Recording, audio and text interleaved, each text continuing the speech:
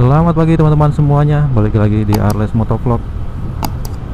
Ya, untuk di video kali ini kita sambil San Mori nih.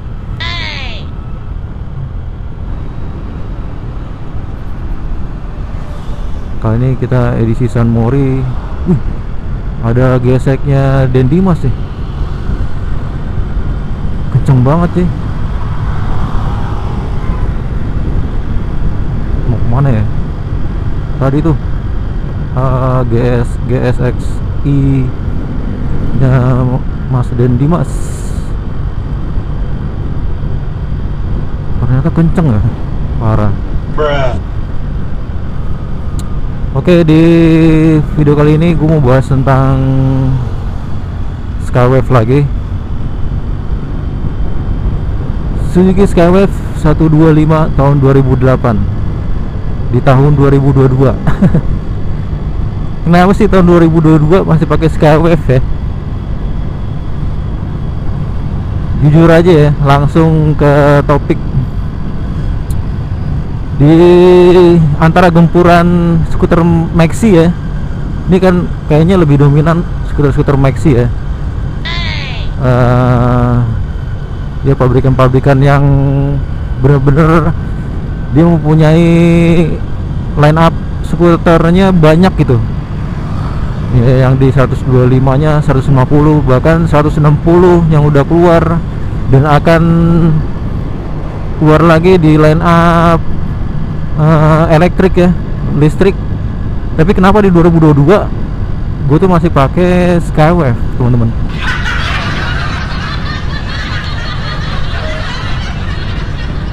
Jadi untuk jawabannya yang pertama sebenarnya ya dari segi pertama itu untuk harga secondnya ya, biayanya itu maksudnya dari harga motornya sendiri, karena kan dia udah second ya, apalagi mereknya Suzuki itu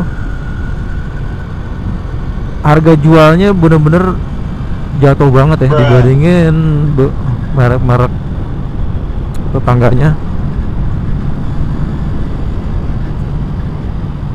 Pertama sih itu ya.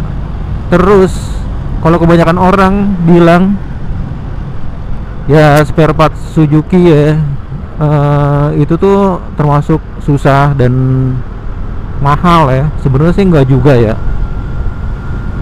Kalau kita lihat dari segi pemakaian kan,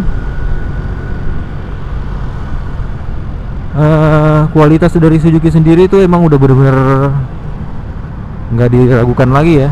Maksudnya spare partnya itu kalau misalnya yang originalnya aja, dari rentang waktu kita pakai aja juga sebenarnya kalau dibilang kondisi mahal ya, karena pemakaiannya juga lama gitu.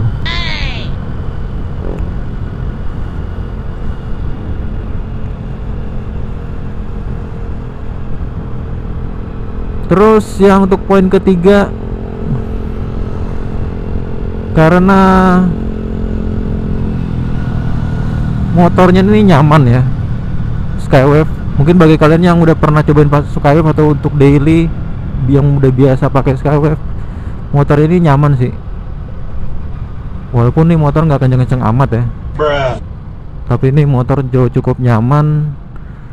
Karena untuk di bagian shock breaker belakang itu kan dia pakai dua double shock ya. Jadi tumpuannya ke kita tuh lebih stabil. Terus kalau misalkan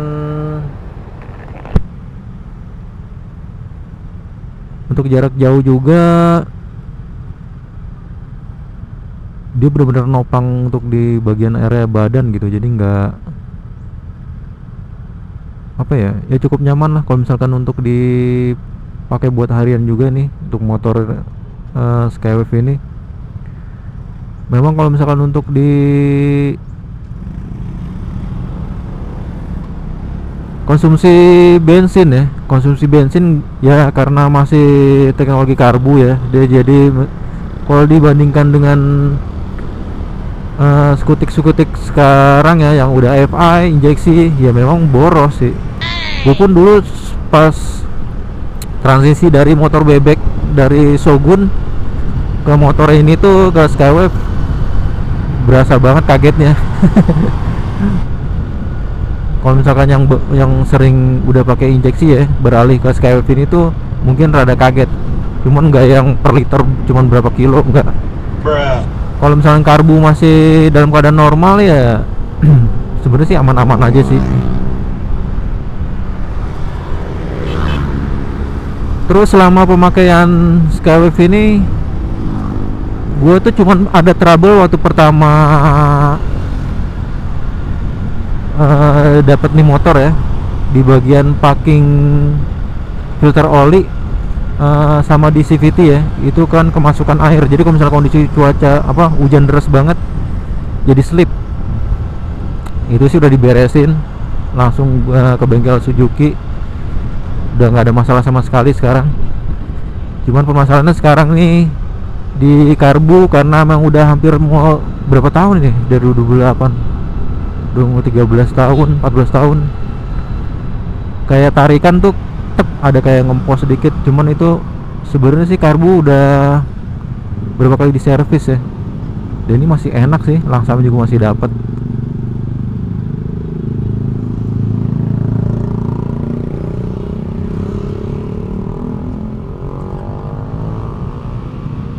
Walaupun memang kalau misalkan untuk di gas nih ya, jadi lambat turun nih kalau misalkan lagi pas berhenti ada lampu merah, jadi gasnya agak lama turun nih, memang harus diservis untuk karbunya.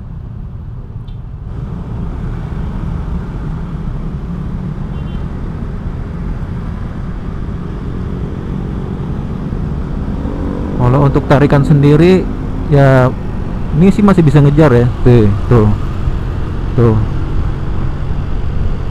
dia tuh tenaganya dibilang kalau misalnya sebenarnya sih kalau normal-normal aja ya, mesin normal, CVT normal, dia sih normal-normal aja nih tuh. Jadi masih bisa ngejar lah sama skuter-skuter sekarang.